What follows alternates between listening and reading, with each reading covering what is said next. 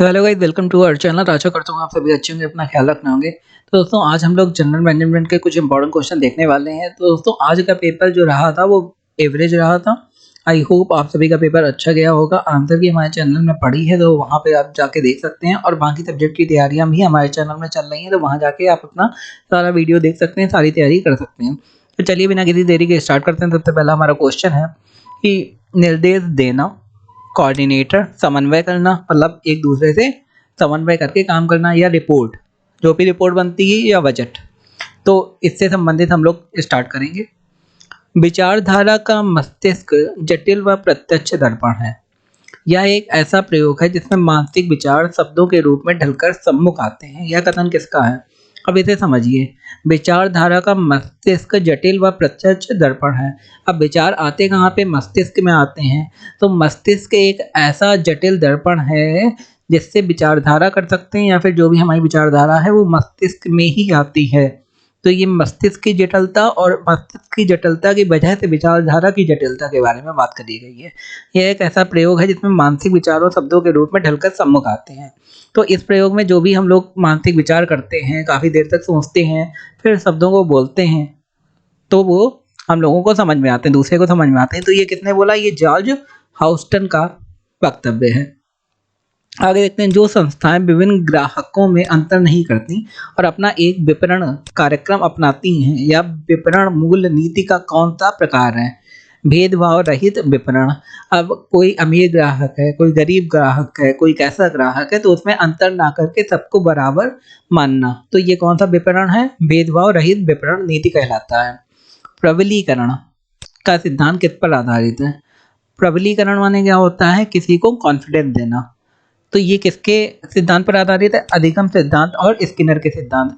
तो स्किनर जो थे बहुत बड़े साइकोलॉजिस्ट थे, और इन्होंने अधिगम का सिद्धांत जो दिया था, अधिगम का सिद्धांत माने अपनी बात दूसरे तक पहुंचाना या पढ़ाई करना, समझना चीज़ों को, उसी को अधिगम कहते हैं। तो उसी में प्रबलीकरण आता है कि भाई मनोबल बढ़ाना।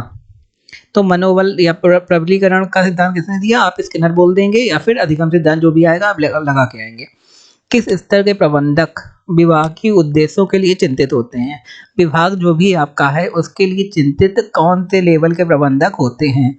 तो वो मध्य स्तर के प्रबंधक होते हैं, जो विभाग की चीज़ों के लिए, उद्देश्यों के लिए चिंतित होते हैं। उद्देश्य माने क्या हो गया? जो भी विभाग ने अपना एम बनाया है। जैसे पंचवर्षीय योजनाओं में उद्देश्य होते हैं कि भाई 5 साल में इतना करना है, वैसे हर विभाग के अपने अपने उद्देश्य होते हैं। आगे देखते हैं। वे निर्माता जो सभी बाजार में एक साथ पहुंचना पसंद नहीं करते, वे विपणन की कौन सी नीति का अनुसरण करते हैं? तो वे केंद्रित विपणन का अनुसरण करते हैं। केंद्रित विपणन नीति होती है। तो इसमें क्या होता है? जो निर्माता होते हैं वो सभी बाजार में एक साथ नहीं पहुंचते, क्योंकि वो अपनी उनकी नीति होती है, अपनी रणनीति होती है, उसके हिसाब से वो बाजार का संतुलन बनाए रखते हैं। उसे कहते हैं केंद्रित विपणन नीति। संगठन में प्राधिकरण के 3 प्रमुख प्रकार कौन से हैं? तो भाई संगठन में क्या क्या होता है? लाइन, स्टाफ और प्रकार्यात्मक। तो ये 3 चीजें हैं जो संगठन में रहती हैं, प्राधिकरण में।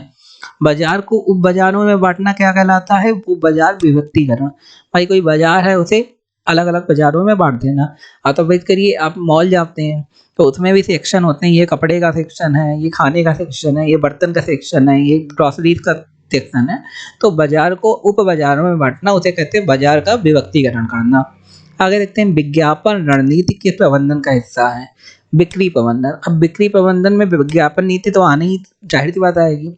विज्ञापन में अलग अलग कंपनियां विज्ञापन देती हैं, जैसे आप यूट्यूब में देख सकते हैं, टीवी चैनल्स में देख सकते हैं, तो वो बिक्री प्रबंधन में आता है। आगे देखते हैं। लाभांश क्या है? वह धनराशि जो लाभ से नियमित रूप से कंपनी के शेयर धारकों को नकद या शेयर के रूप में भुगतान करती हैं। आजकल एप्लीकेशन चल गई हैं जिसमें आप लोग ट्रेडिंग कर सकते हैं। तो आपने शेयर खरीदे, या फिर ट्रेडिंग में क्या होता है? आपने कंपनी को स्टॉक डायरेक्ट ना खरीद के कंपनी आपके लिए स्टॉक खरीदती है, आपको पैसा लगाना पड़ता है उस कंपनी के ऊपर। तो उससे जो भी लाभ होता है वो आपको मिलता है, वो बाजार की मार्केट के ऊपर होता है कि भाई शेयर धारकों को नगद या शेयर के रूप में भुगतान करा जाता है। या तो आपको शेयर मिलेंगे, या फिर आपको उसका पैसा मिल जाएगा। आगे देखते हैं। मनुष्य का व्यवहार सीखी हुई प्रेरणाओं से प्रभावित रहता है। इस मान्यता पर आधारित कौन सा मॉडल है? तो ये है पैवलोनियन मॉडल। क्या कि मनुष्य का व्यवहार जो होता है वो सीखी हुई प्रेरणा है, जो आपने पहले सीख लिया है उसी हिसाब से आप व्यवहार करते हैं। आपने सीख लिया कि भाई आग के पास हाथ नहीं ले जाना है, उससे चोट लगती है। तो आप जो भी आपकी प्रेरणा पहले रही होगी एक्सपीरियंस, उसके हिसाब से आप उसी को मानेंगे, उससे प्रभावित होंगे। तो इसी मॉडल को कहेंगे पेवलोनियन मॉडल। आगे देखते हैं बैलेंस शीट, जिसे हिंदी में तुलन पत्र कहते हैं, का लेखांकन समीकरण क्या है। तो उसे उसमें क्या रहता है, परिसंपत्ति इक्वल टू देनदारियां प्लस पूंजी। आपकी पूंजी कितनी है, आपकी देनदारियां कितनी, उन सबको जोड़ के परिसंपत्ति निकाली जाती है। तो ये बैलेंस शीट में आती है। आगे वे लेन देन जिनका लेखा अन्य किसी वही में नहीं होता है, उनका लेखा कहाँ होता है भाई, बाकी जगह लेखा जिन लेन देनों का नहीं है, कहीं नहीं है, तो उनका कहाँ पे होगा, वो मुख्य जनरल में रहता है। शक्ति का एक ही केंद्र में स्थापित होना क्या कहलाता है भाई, सिंपल सी बात है, एक ही केंद्र में अगर शक्ति है, मतलब कोई टॉप मान लो मैनेजर है, उसी के हाथ में सारी शक्ति है, तो उसे कहेंगे केंद्रीकरण। ईएसओपी का फुल फॉर्म क्या है, employ stock option plan. ESOP आप ध्यान रखिए, इंपॉर्टेंट है, एम्प्लॉय स्टॉक ऑप्शन प्लान।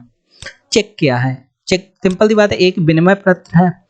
वस्तु की प्रकृति विपणन निर्णयों को प्रभावित करने वाला कौन सा घटक है।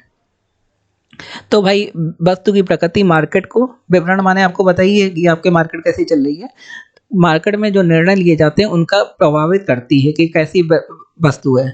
तो वो कौन सा घटक है, बाह्य घटक है। बाहरी तौर पे वस्तु की प्रकृति प्रभावित करती है, आंतरिक वस्तु की प्रकृति का कोई भी असर नहीं पड़ता। आगे देखते हैं मैनेजमेंट इन इंडस्ट्रियल वर्ल्ड।